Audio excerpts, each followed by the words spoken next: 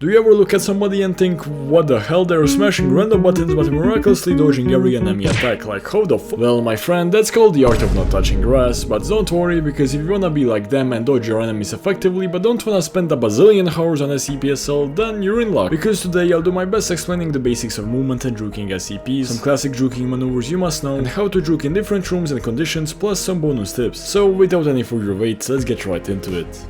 Firstly, let's start with some basics. You're gonna assume you're a basic human. The essence of juking is making unpredictable movements using your environment. These environments are mostly elevated positions such as light containment walls, fences on the surface zone and in 106 or 171G chamber, the tables in light containment, and many more. These elevated positions give you the ability to be more unpredictable and run in any direction with a much higher chance of not getting hit, instead of running normally on the ground, because then it's pretty easy to predict where you're gonna go. Your hitbox is also much harder to hit here, especially if you're moving fast or if the SCP in the question has low FPS. It's also important to know the strengths and weaknesses of each SCP. They can't all be juked the same way. For example, due to the extremely low damage output of SCP-139, you shouldn't be afraid to mess with it in close quarters juking. However, with for example SCP-049, you wanna try to keep your distance at all times, as even one hit can be lethal for you. But we'll go over how to juke every specific SCP later. But before anything, we must firstly teach you how to walk and open doors. It doesn't matter are you being chased by an angry guard with an FSP-9 or an SCP-99, you must make yourself hard to hit as much as possible at all times. Besides jumping all the time and moving left and right, you should aim to open closed doors without stopping or sprint or standing still, since that makes you really easy to hit. I personally like to do what is called the 360 maneuver, as it's pretty simple to learn. You just go to a door and open it while doing a half circle move. You can also do the flick movement, in which you sharply turn and move to one side and then swiftly move to the door. If you're struggling learning this movement, you can either practice in a private server by typing TCS in your game console and then clicking create game so you don't gotta bother around with setting up a dedicated server, or you can also practice by only walking and then switching to a sprint when you get the hang of it. Anyways, these are the utter basics of juking, which you must know in order to perform efficiently. Now let me cover some classic juking maneuvers before moving on to more specific methods on how to juke each SCP and in different areas. Firstly, we have the reverse maneuver. This one is the oldest trick in the book. Let's say you are being chased by an SCP and are closing doors on him. However, due to certain circumstances, he's gotten close enough to basically being a few centimeters from hitting you and you're both about to pass through a door. The SCP will probably think, hip hip hooray, I'm finally gonna catch up to him as I'm too close for him to close the door on me. So he holds down W with all of his power, but then you suddenly reverse whilst moving to the side and then close the door in his face. This should completely break the ankles of 90% of SCPs, but there's experienced players who will easily counter this, so juke responsibly. Another important maneuver to master is the jumpscare juke. This one is best to use when you've gotten yourself in a room that's a dead end. Let's say you're being chased and you're actively closing doors on your chasers, but suddenly you find yourself in a dead end. Instead of going to the back of the room and making yourself an easy target with no way out, you should instead stand next to the door they will come through in a spot where they can't see you instantly, but you can slip out in a second and close the door on them as soon as they open it and go in. This will be ultra efficient if the SCPs don't know that room is a dead end, since they will just open the door and continue chasing as per usual, but you'll catch them off guard by suddenly changing direction and going through them. This jumpscare juke is also essential to surviving SCP-079's lockdowns, but we'll go over that later. Next we got elevator juking. This is yet another absolute classic. However, there's a few different variations to it. One of them is assuming your enemies don't know you are there. Then you wanna stand to the side of the elevator they're coming from, and then when they cluelessly enter, you simply slip out in a few milliseconds and close the elevator, sending them up and avoiding the threat. Or if you got a grenade, you can also blow up the said threat by dropping it before leaving the elevator. The other variation is if they know that you're in the elevator. This one is pretty similar to the one we just mentioned, but instead of hiding, you're gonna go to the back of the elevator, making the SCP think you're a hopeless victim, which is gonna cause them to go in, but you'll simply rush right through them and press the button. However, you're very likely to get hit by just simply rushing through them, so that's why I would advise doing the 360 maneuver and pressing the button for the best chances of avoiding damage. And the last but final variation of this juke is not really a juke, but more of a mind game. 99% of experienced players know how the jukes I just explained to you work, so when they see that you're about to do that juke, they won't fall for it, and will instead pretend to go in, but then fastly move back, making you panic and leave the elevator, which will cause you to end up right in their face. Instead, if you find yourself in a position where you're in an elevator and the SCP is outside of it, you should start doing the standard maneuver, but instead of actually going through with it and leaving the elevator, you're simply going to stay inside of it and press the button. You may argue, well, what's the point of that? Like, what if the elevator leads you to a dead-end room? And well, that is true, but it's better than trying to juke the experienced player and then getting killed in 1 second. Not to mention, almost all elevators lead to a place which has a lot of juking potential. And the last but not least, we got the cha-cha slide hide maneuver. Okay, yeah, I'm pulling these names out of my ass, but come on, they make sense. This one isn't theoretically a juke, but it is a method that will allow you to lose not only SCPs but humans really effectively, with much less effort than doing a 1000 move juke combo. When you're being chased and break line of sight with your chaser for even a second, you can step to the side and hide in the corner of the door. However, make sure you're holding nothing in your hand. Almost always they will just cluelessly go past you, but if they don't, you can easily just close the door on them and continue running. The only exceptions to this are SCP-99, as you will be able to see the sound you make, and 173 will spot you since you will trigger his blink meter. So if you're doing this on SCP-173, make sure to face the wall in order to not trigger his blink and allow him to pass through cluelessly. Anyways, now that you know the certified classics of juking, let's cover some methods on how to juke each individual SCP.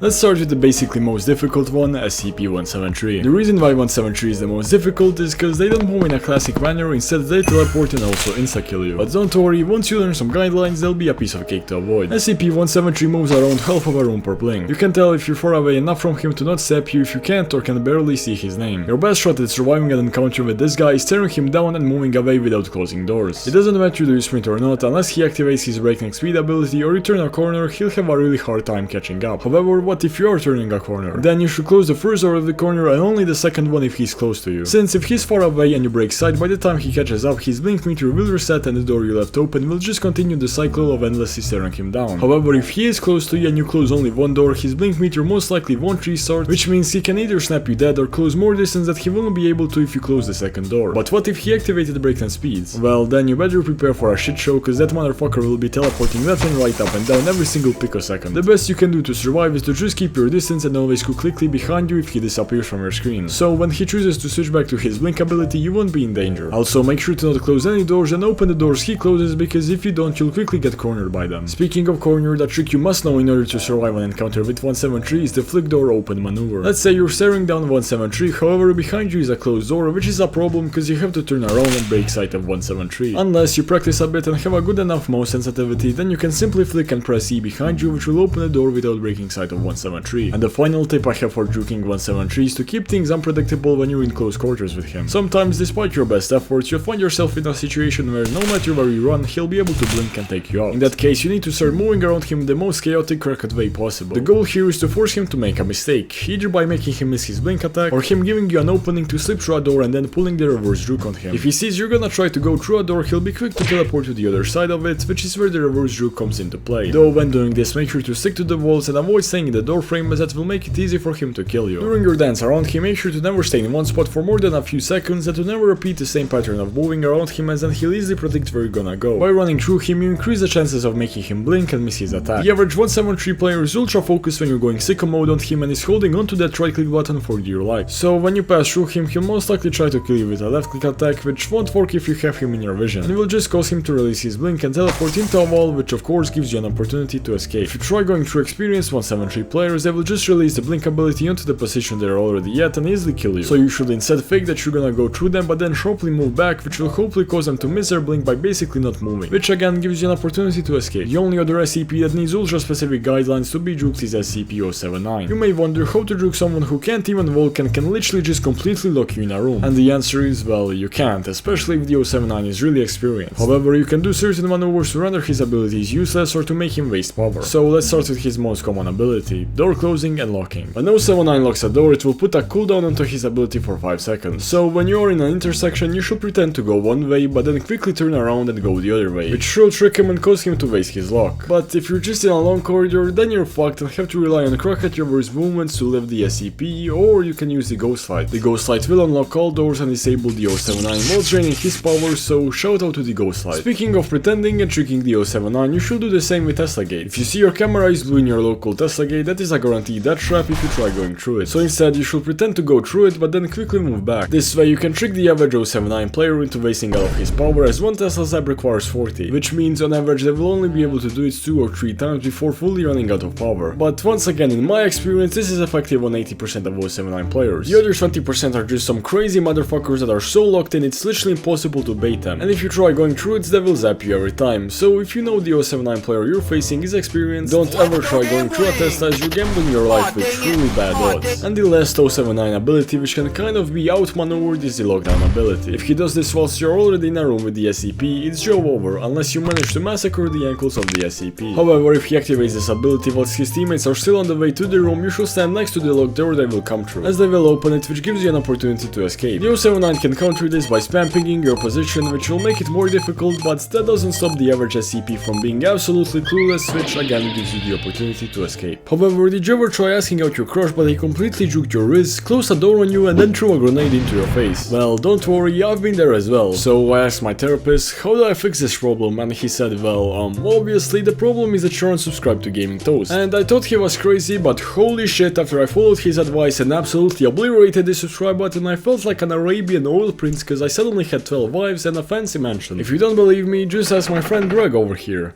See? Well, anyways, let's continue with the video. Next we got 99. She's pretty easy to juke. You can just close the doors on her and if somehow she manages to catch up to you, you can just do some classic maneuvers like the reverse juke whilst consuming 100 healing items since it will take her forever to kill you. Especially if you have heavy armor or a few SCP 500s, or you can also juke her in the elevator. You can easily avoid her pounce by just standing to the side when opening doors and being careful when turning corners. If you gotta leave an elevator but she's blocking it with her pounce, then just stand to the side and throw an item at a random spot. This works 90% of times and will secure an easy escape. Or you can also use an adrenaline to just straight up survive her pounce. SCP-096 is pretty impossible to juke due to his massive area of damage attacks. The only place where I'd say you have a chance of surviving a 1v1 juke duel with 096 is on the surface zone or in PT-00. But those two areas require a completely different juking skill set, so I'll go over that later. If you have a few active SCP-207s, it's actually possible to survive or at least delay your death by sharply turning corners, which due to your speech will confuse him. And it also won't allow him to use his dash ability. If you are in a long corridor and you know he's gonna use his dash ability, make sure to always step to the side to avoid getting wrecked like a bowling pin. However, even with all of this, the best way to juke and survive 196 is to just send down all elevators you see, so in case you do look at him, you have a guaranteed escape route. This in theory of course isn't a juke, but it has a 100% higher survival rate than actually trying to juke the 096, so yeah. If you really want to juke him, the classic elevator juke will probably be your best friend, since for some reason the average 096 players are the most gullible to this. I don't know why. I won't talk about SCP-106, 049 and the zombies cause they're just ultra slow, so just holding down shift will probably be the most effective juke. However, in case you do get in close quarters with them, make sure to use the combinations of the maneuvers you learned previously, like the reverse juke, making unpredictable movements whilst going around and through them, and using elevated positions like tables and walls to make yourself harder to hit. Add an SCP-500 or SCP-27 to your arsenal when dealing with them and your survival should basically be guaranteed. Anyways, now let's talk about some rooms that are literally designed for juking and which can be used to survive even the most impossible scenarios. First of all, let's start with PT-00. Now, I'm not talking about all of that bullshit like the old 173 chamber or this random room. I'm talking about the stairs. Now, mastering the juking maneuvers in this room takes a lot of time, but once you do, you'll be unstoppable. First of all, let's start with the fact that you can reach the bottom of them in seconds without taking any damage, which can catch any SCPs off guard and allow you to escape. This place has so many juking opportunities that you can straight up make an SCP give up and leave. But if you want to leave and get this over with as fast as possible, I would advise breaking the SCP's ankles a few times by pretending that you're gonna jump down but then quickly just going backwards. Or just drop to a lower section and then go back up. You can also jump between these sections and around these poles to additionally break the SCP's ankles. The point of this is to make them feel like you either don't wanna leave or are too afraid to jump down and run away. So when they get comfortable after a few broken ankles, simply move forward and back like this to reach the bottom in seconds. Or if you're afraid of doing that because you'll mess up, you can also just go down like this, even though it's slower and you'll probably lose HP, but hey, it does the job. They will probably think that you're faking it again and hesitate to jump down. And when they do, you're already gonna be out of there. You can even defeat the speed and large hit radius of SCP-096 in this room if you master all the possible juking combinations. Not to mention, the SCP's models and movement speeds are not nearly as well suited for this room like yours are, and if they have below 60 FPS, hitting you will become hell. So if you're ever in doubt, do the PT route. Next we have the SCP-106 chamber. What makes this place a great juking location is the fact most SCPs are way too much of a pussy to have a juke 1v1 battle with you here, since they might fall down and lose their precious SCP roll, and well, that fear is justified, because I see way too many people fall down here. These pillars are your main source of ankle breaking. You can do 360s around them, use them as cover, and so on. Another unique thing you can do if you have one SCP-207 is this jump, which completely catches the SCPs off guard. Like for example, you can be having a juking 1v1 battle between these magnet thingies, but then you suddenly jump the fence and escape. These slow SCPs will take a while to catch up, cause you know they are slow, and the fast SCPs will probably take a while to cross the gap, cause they're ultra careful while crossing it. Now there's not too much for me to say about this room, but in conclusion, make sure to use these pillars to easily confuse the SCPs, and if you have an SCP-207, make sure to do these massive jumps to catch the SCPs off guard. The next room we have in heavy is the service room. Now again, there's not too many strategies to do in this room, but it's just a convenient place to break some ankles by jumping between these servers and using this fence as a quick escape route.